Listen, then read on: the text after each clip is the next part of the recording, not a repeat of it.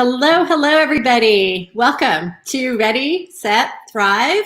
Today, I'm very excited to have a special guest with us, Mr. James Martindale, also known as Jim Martindale, or you can call him Mr. Martindale, but it depends on where you fall in the friend spectrum. So thank you for joining us, Jim. My pleasure. Yes. So real quick, just a few housekeeping. My buddy Ricardo is getting ready. He's on baby watch and is getting ready to go into maternity leave with his lovely wife. So we're all sending him lots of positive well wishes. And if you would like to check out his solo podcast he has each week, I believe it's called The Weekly Boost. You can hear his infectious laughter on that broadcast. So Jim, thank you for joining us today. We really appreciate it. You and I were touching base earlier this week, and I kind of chased you down because this guy here is the guru when it comes to finances and what to do and how to handle, what you're going to do with your investments, what you're going to do to kind of set yourself up for success. And so I really wanted to pick your brain and have you share your knowledge with everybody. So would you mind just giving everyone a little bit of a backstory of, a little bit of your story, because it's a pretty interesting story as to how you came into this crazy real estate world. Yeah, I actually, I got my real estate license when I was 18 years old. I went to Cal State, Cal Poly Pomona, and then Cal State Fullerton, and never got my degree. But I always had the desire, for some reason, to become a millionaire before I was 30, and that was back in the 70s when a millionaire was kind of a cool thing, and so anyway, I missed it by 1 year. I was 31, and then several years later, I want to say 89, I went broke. I had a house on the hill with a tennis court in my backyard, a Mercedes in my front yard, and kids, and everything was going great. And then all of a sudden, everything came crashing down, and I ended up as an apartment manager, had a peeling minivan without a seat in the middle, I might add.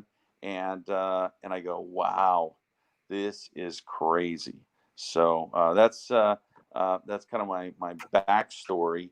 And but I never, I said to myself, boy, but I kind of like the good life, and how can I get back?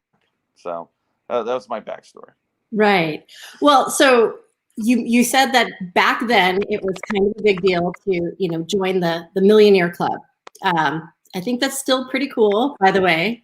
So tell us what were some of the things? I mean, that's a pretty young man's game to get to that level of action. What were some of the steps that you took to reach those levels of success? Well, it's interesting. I always wanted to be an athlete, but I sucked in it as an athlete. And my dad kind of always esteemed people who are successful and this and that and the other. So anyway, that was kind of the track that I was on. I thought, wow, because I want to make my dad proud, right? So and I wasn't going to be in real estate. As a matter of fact, when I was a 10-year-old guy, we met with a guy from Herbert Hawkins, if you can remember that. And I said, wow, that is the boringest job that I can ever imagine. This is at 10 years old. And so anyway, fast forward to 18, and here I am. But I said, I will be a real estate guy until I get a real job. And I've never gotten a real job. A real job, which is very exciting. A real job, because real estate, the word real is right there inside the term real estate. That is by definition a real job. Just saying. Yeah. No. What's funny is I love real estate. I've always loved real estate, even as a kid. I love playing Monopoly, and I always went in. I almost always, if you put me on a Monopoly table, I will probably win. If I don't win, I will die trying, because I go in debt. I will hawk things so I can buy everything. I love buying real estate. I just love it. It's so fun. and it always has been. I got hooked when I was in third grade, and Kenny Muntz, 1-inch square piece in Alaska. That's when I was hooked right there. I go, you own 1 inch? 1 inch of Alaska. Got you. Got you. 1 inch of Alaska. Is that awesome? That is, it looks like your connection might be cutting in and out just a little bit, Jim. So we might have to see if we can pop in and pop out really quick. I notice it's. I'm going to pop. Okay, he's going to try to get a little bit more. Ocean air that messes it up. Yeah, I'll get yeah, he's coming live router to us from the coastal area. So the reception might be just a tiny bit off every once in a while. Thank you for being so flexible. So as you navigate to a, can you hear me now, location? Is this good? Is this good? I think this is a good one. I think this sounds good. Look at this. Don't listen to me because this is my kitchen right now. Oh, wow. Got yeah, no, I messed up. Going on. Yeah, I messed up. So this is my living room, my window, but this is my front yard. So that's the good news. So, I mean, listen, that's what makes up for everything, isn't it? Right on. So are you doing all of those repairs yourself, or did you hire contractors to come out? No, I actually I swing the hammer myself. Oh, wow. Absolutely. I do everything myself. That's pretty crazy. No, it's a lie, too. I don't swing a hammer once. You don't swing any hammers? No, I don't swing hammers. But anyway, that's a lie, and I apologize. I won't lie anymore. That's so much fun. So actually, what I was hoping we could kind of dive into, this current situation that we're facing right now with the COVID-19, things that have changed and shifted in our economy. A lot of people are feeling a little bit less secure about how to navigate financially. And I would love to kind of talk about, what would you recommend, whether it's a consumer, whether it's a real estate professional, someone who's tuning in, listening to this broadcast. These are uncertain times. What are some things that we could do to really safeguard and help ourselves make the best of what we're doing financially during these times? Well, first of all, I think that you need to reflect. Everybody needs to reflect. Where are you right now? We got a shutdown, I want to say March 5th. And we have been in that for the last 3 months. So my question is, where are you right now? How are you financially right now? What happened on March 5th? Did you say, oh my gosh, I'm unemployed? Many people were. We are in it's crazy as far as how many people are unemployed right now. But the question is, when the pandemic hit, just like anything, we have personal pandemics. When cancer happens, when we lose our spouse, when all of these things happen, that's a personal pandemic. And many times it is a financial pandemic as well.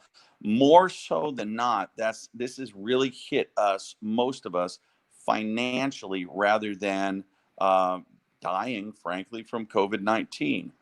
The question is, where are you right now? When something happens, an avulsion such as this, where everything closes down, where are you financially? How are you right now? Are you able to pay your bills? What's funny is most people can't pay their bills right now. Isn't that interesting? That after 3 months, we are in a lockdown. Watch this. Not in a lockdown, but we have been in a lockdown. But over the last 3 months, the Treasury has had to create $2.3 trillion. And I don't even know what $1 trillion is. I know it's a million billion. It's an insane amount of money. But we've had to create that because people are not prepared for any kind of financial instability. And so I want you to look at yourself and say, how well prepared was I for financial instability? And most of us are not.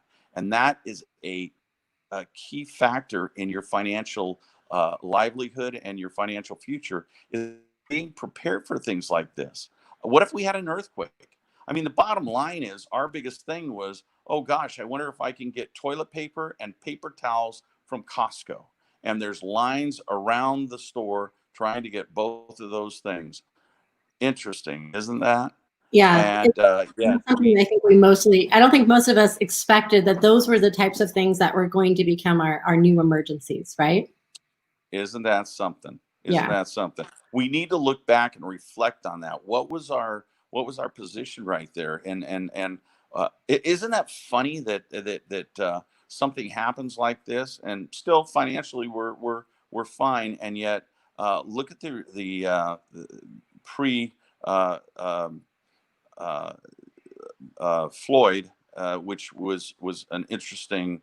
Um, uh, I want to say not distraction, but it was an interesting avulsion from what was happening into that, and it's just very, very, very interesting times and unprecedented times in the last 100 years for sure. Right. Well, I mean, it's interesting because what this has caused a lot of people to do is to go backwards in time a little bit and review history, because a lot of people, especially younger generations, had no idea until we were entering into this global pandemic that this had happened before, that we had faced this type of struggle in our country before. And it's interesting how, thanks to social media, thanks to being stuck in a situation that you can't get yourself out of, it forced people to sort of take a scroll backward and look at what did we do in the past? How did we get through this? And I think there's a level of hope and a little bit of comfort that comes with knowing, okay, we've seen something like this in the past. We were able to strengthen and get past it as a country, as individuals, as families, and generationally, we've all shifted. If we look at different people and how they've responded, but there's some comfort there. Oh, Jim, did we lose you? Okay, well, we have a little bit of a freeze frame. I think he's going to join us again. Oh, there we go again. That beach living stole you away from me for a minute. Can you hear us? Okay? Yeah, can you hear us okay? I'm okay now. Yep. Okay, thanks for being so flexible. So I don't know how much you caught of that, but basically I was saying everything that we have faced up until now, it's caused a lot of the younger generations to take a look backwards and see that as a country, we have faced a pandemic before. We have had to go through difficult times and economic recessions, and learning about how we rebound from these times and how we strengthen and how we look at our financial wherewithal. So I think in some ways, like you said, it's not until you're in it that you really realize and understand what you need to do to strengthen and be prepared for any given circumstance.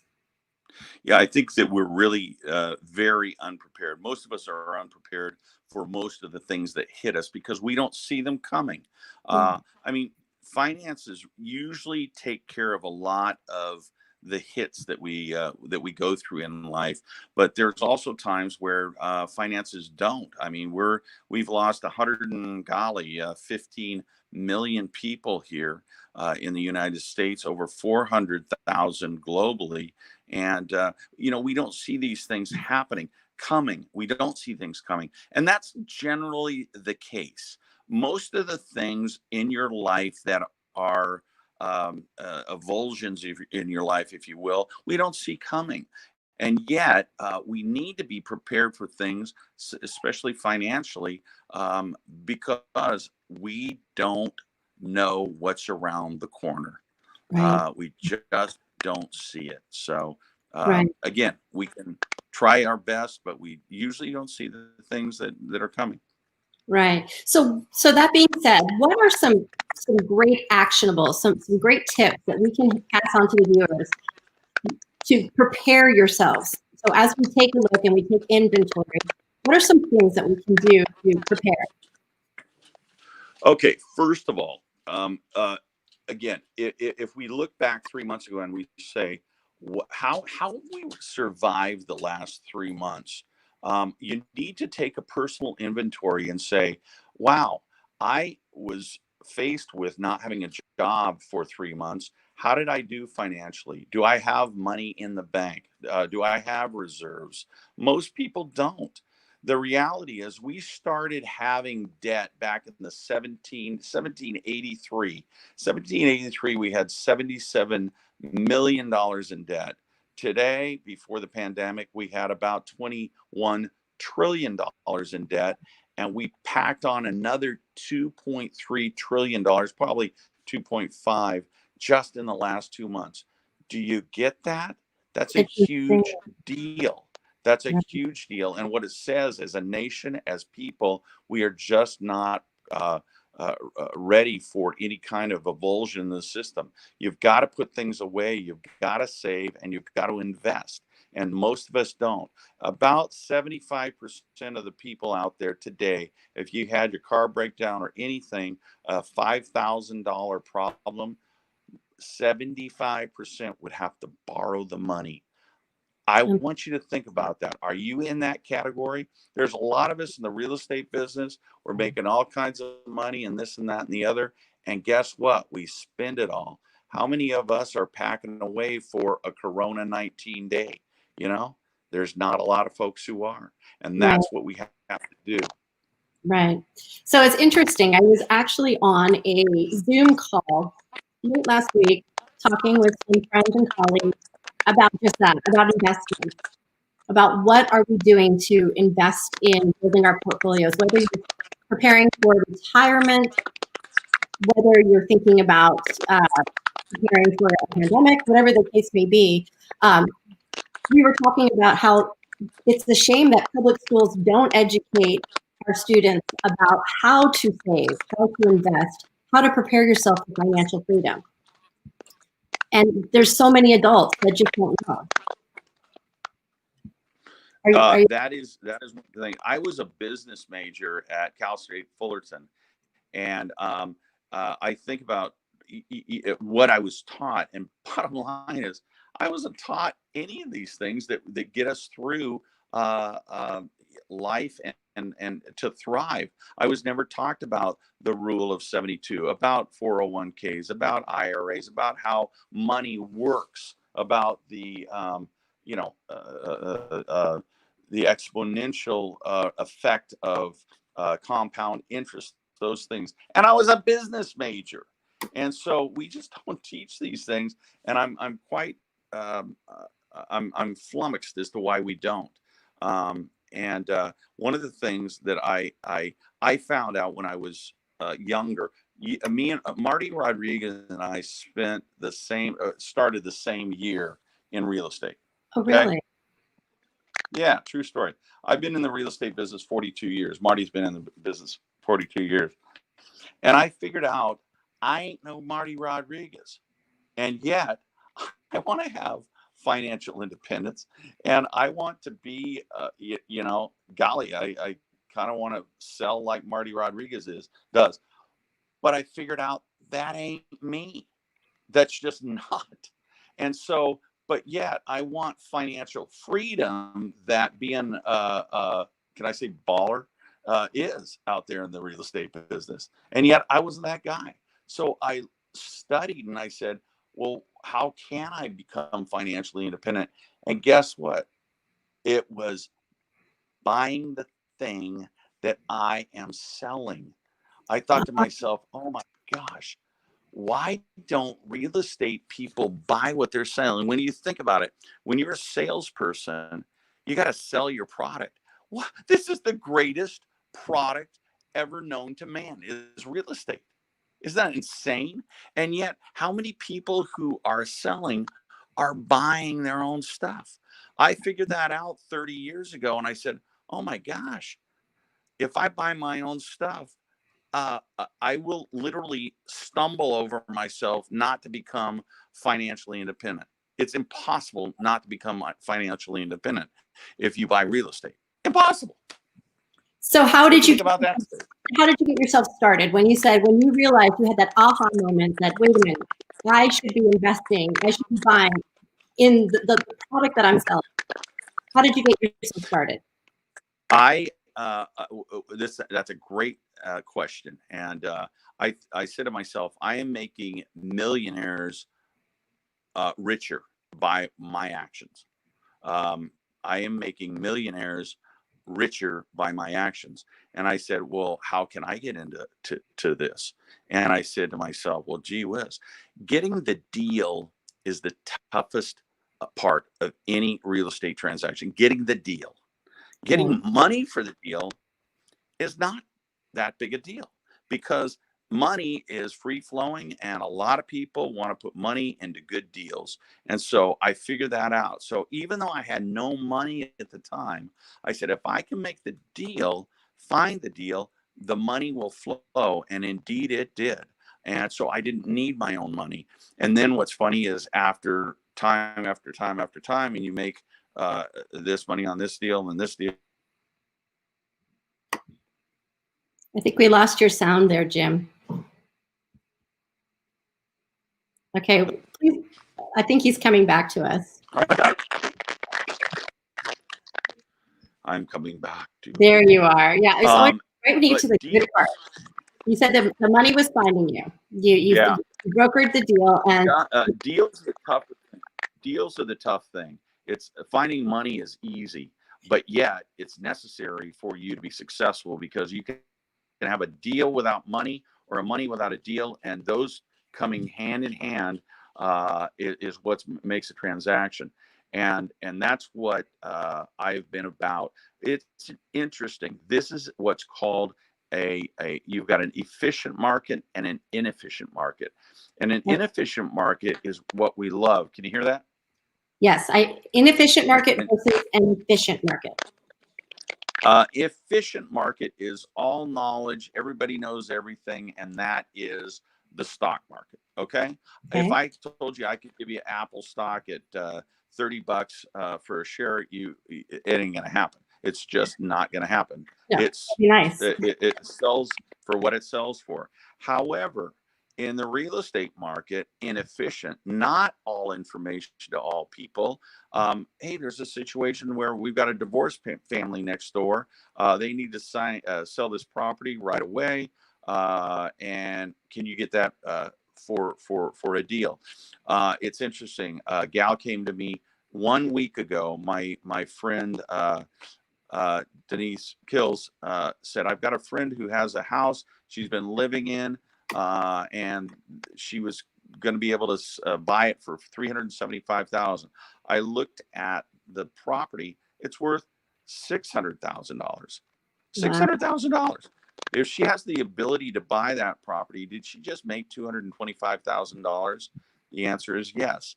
Does that happen every day? It does, because inefficiencies in the market, and that's what you have to take advantage of. And you have to buy your own product. I remember, and I'm gonna tell you a story real quick. I was 10 years old, 7 years old, whatever. We always went to 143. You can go buy this 143 North Wabash in Glendora, and we mowed the lawn every week. Our tenant, and I was, like I say, 7 years old, 8 years old, Mrs. Smith, and she always brought us out milk and everything, but we mowed the lawn. You know how much she paid for rent? $65 a month.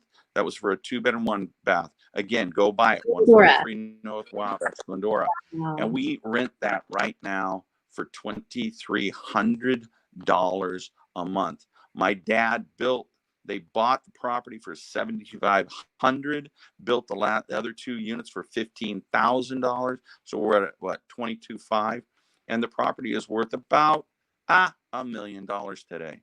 But anything? But this raised a really good point. You talk about how you were able to buy, and now the value that something is worth now. Do we see investments today turning out to be that way in the future with that much of a profit margin? Okay. It depends on what you think. I'm going to say one word. It's inflation. If you think inflation is here to stay, then yes, exactly what's going to happen back then is going to happen again. If you think that inflation is going to go away forever, then no, it won't happen again. The reality is, since the beginning of our nation, inflation has been a part of our economic system, and a healthy part. Sometimes unhealthy if it goes too high, but it's a healthy part of that. And if you get in with a asset that is appreciating asset, which is real estate, then no matter what, if you just wait, be patient, have time, you will become financially independent. It's just there's just no way around it, and it's been that way throughout history. So I would Interesting. say, I'm go going to ahead. say one thing. This is a super interesting. I just became a trustee at the Arboretum, Los Angeles Arboretum on Nice. in Arcadia. Lucky Baldwin. Lucky Baldwin was really bummed because he bought essentially Pasadena, Sierra Madre, and Arcadia, and that land. He bought that. Do you know what he paid for it? And by the way, he overpaid for it, and he was very angry. How much did he pay for Arcadia, Sierra Madre, and Pasadena or Monrovia? And by the way, this is the 1800s. What do you pay? In the 1800s, for all of those properties, all of those cities. Yep. $200,000. What? Seriously? $200,000.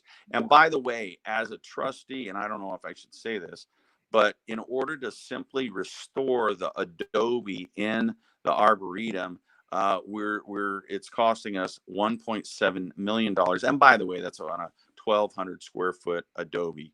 So kind of weird, huh? If back in the 1800s, him overpaying $200,000 for those three cities, would he be amazed today?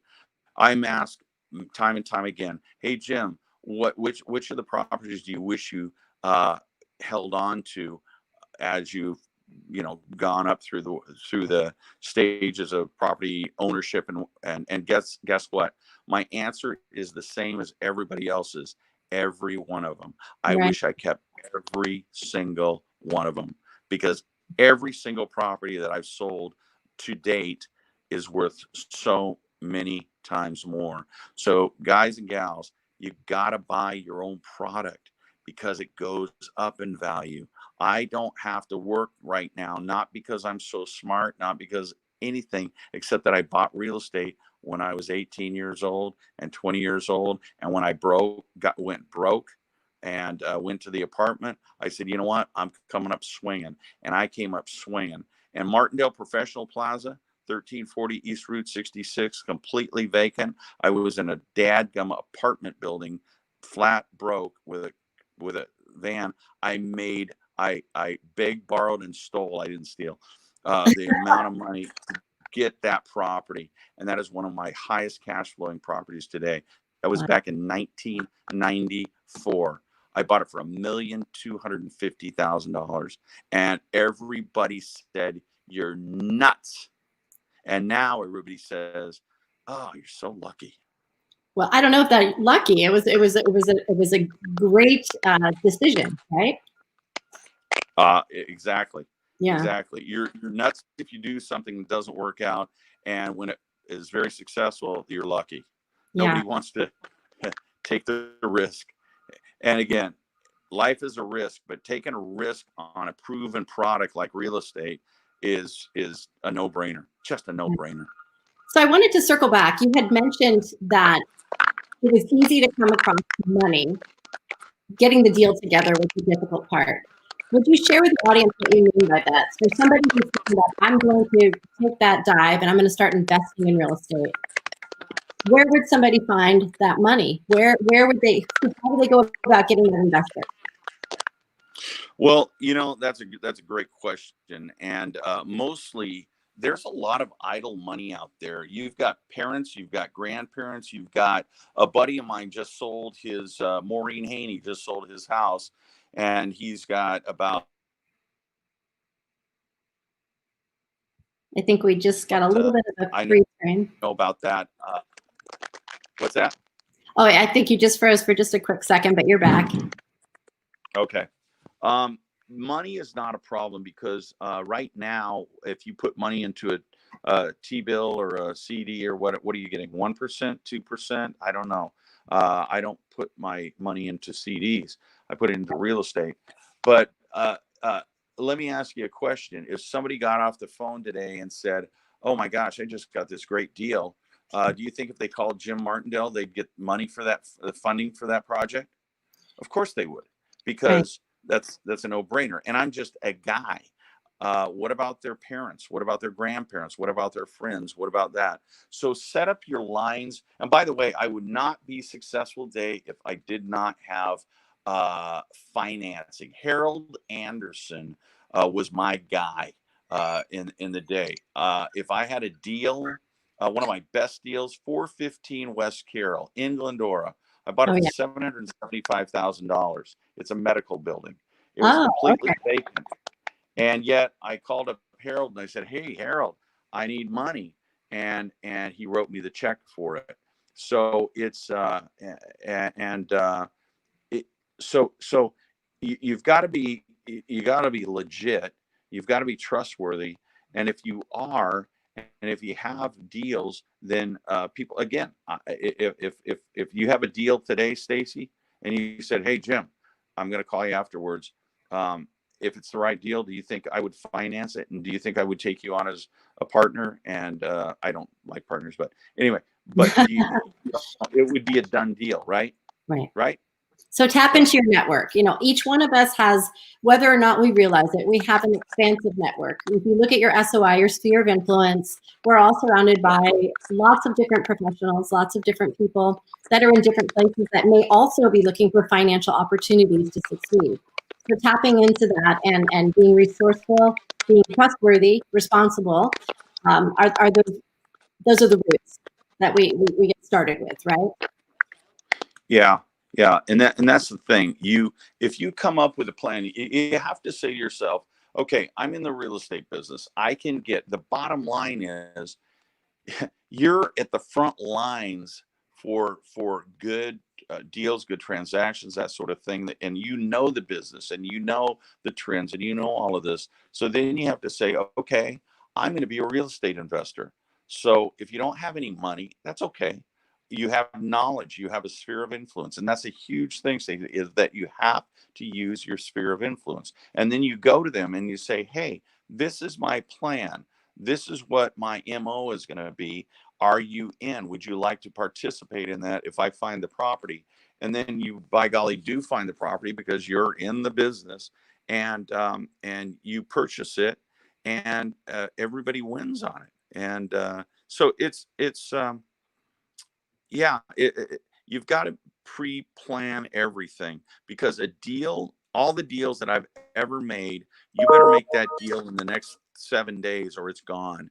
If anybody calls me on a deal that is on the MLS, I either say it's been on the market for way too long, so I'm going to get a deal, or if it just went on, forget it. I'm not in that market. It's only the ones that are outside the market that I believe are great deals in this market, because it's a great market. It's a great market. Interesting, very interesting. Well, thank you so much for sharing. You know, it's nice to get perspective from somebody who's made your success from the ground up, and you've taken those risks. You've tapped into, like you said, your sphere of influence and generated these opportunities. So for everybody who's watching, listening, you know, think about these things and take a hard look at how we're implementing our money, what we're doing with it. If we're sitting on that nest egg, are we investing it? Are we not yet even building a nest egg? Are we connecting the dots with the right people?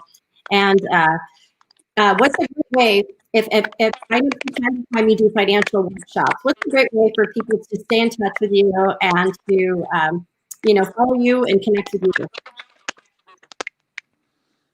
I'm sorry, you cut out the last 15 seconds. Can you Yeah. try that one more time?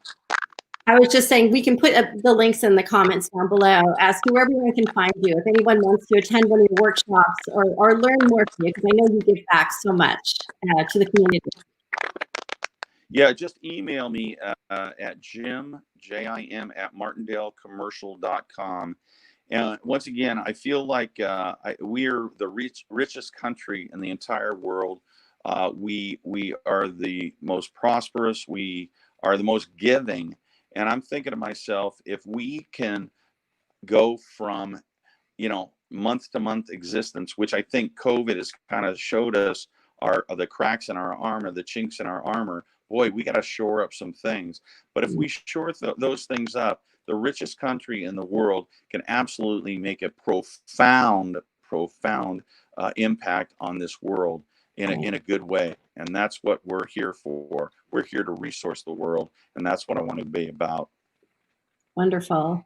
Well, thank you so much for taking the time out of your day. I know that it's challenging with connectivity today, but thank you for sharing your resources and for being a guest with us on such short notice. We appreciate you greatly. And thank My you pleasure. for tuning in. And if you're watching the rebroadcast, we're going to go ahead and drop the links in the comment section. And please continue coming back each week, Tuesdays at 3 p.m. as we have our special guest join us for Ready, Set, Thrive. Have a great afternoon, everybody. Bye now.